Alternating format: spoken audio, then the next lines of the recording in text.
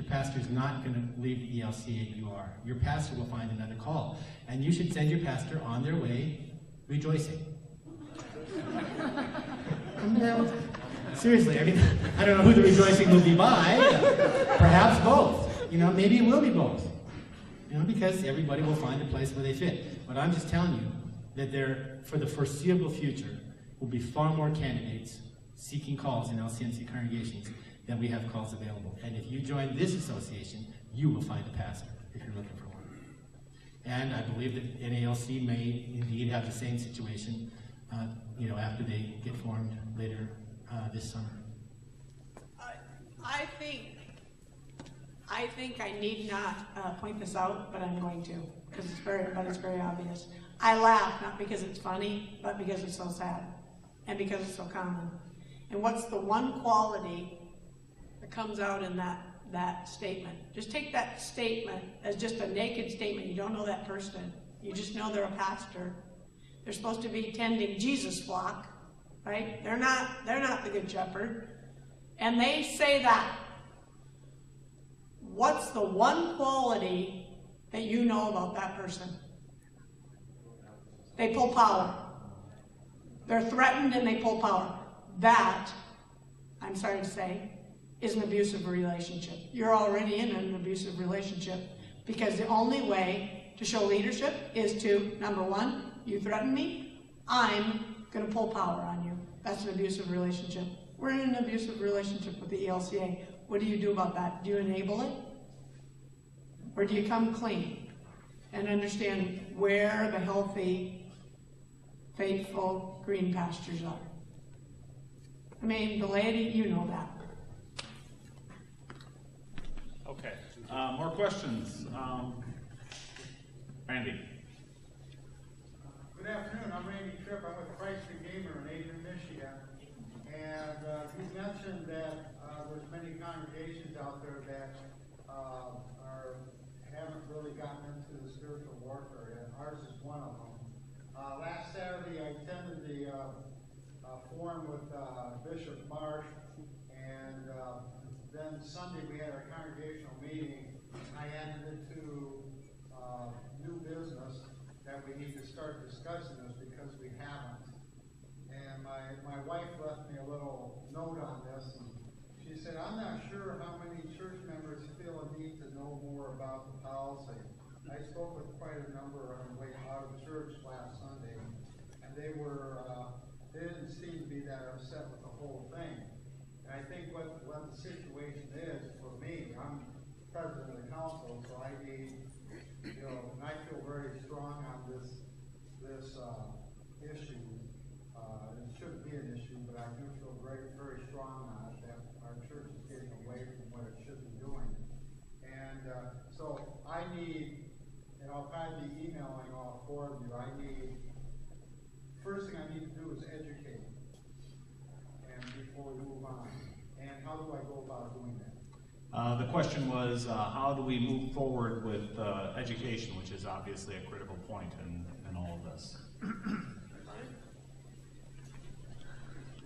There's a packet on LutheranCore.org, and there's a box on the left-hand side of documents from the Fisher's Convocation. There's a packet, What You Can Do Now, that has some helpful suggestions. I'm sure that Bill, you probably have some things too.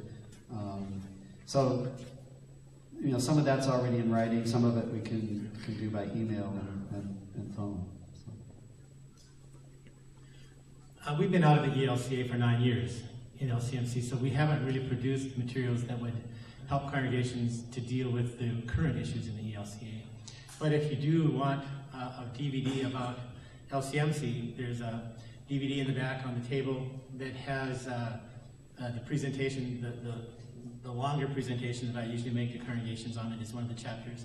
There's several LCMC pastors that are talking on one of the chapters about, you know, the issues that they faced and their experience in the association, and then just a brief overview at the beginning. It's about a 7-minute introductory chapter that talks about the association. And you can take as many copies there as you want, and you can make as many copies as you want that you can pass around in your congregation to let people know about LCMC and about how we work. But that's not a DVD that you would want to use if you're trying to just educate your congregation about the issues that the ELCA is facing. But that is information that's helpful about the association. I wasn't up here just trying to be cute. That would be a really difficult thing to be anyway. One thing I know I didn't tell you about was WordAlone produced a year ago, By What Authority, Confronting Churches That No Longer Believe Their Own Message. It's a book. It has 26 different essays in it. We're taking it up a step and doing By What Authority seminars. We have pilot programs out there. And that's what I mean about faithful transitions. We're taking this very seriously. You need help.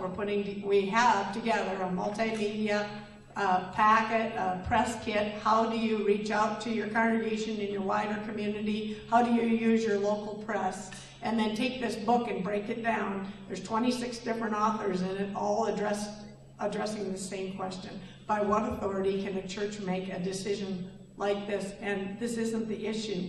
I have to say it again. It's not about sex. CCM was not about Episcopalians.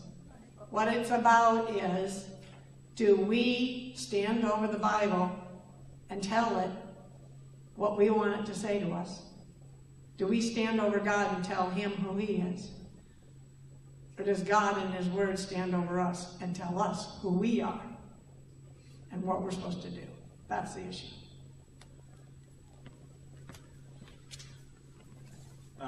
Yeah.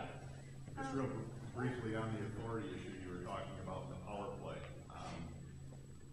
In our area, there's some talk of mission congregation and just some talk in that area. Thought that could be a very clean way to take care of a lot of confrontation, and possibly that may be a healthy move.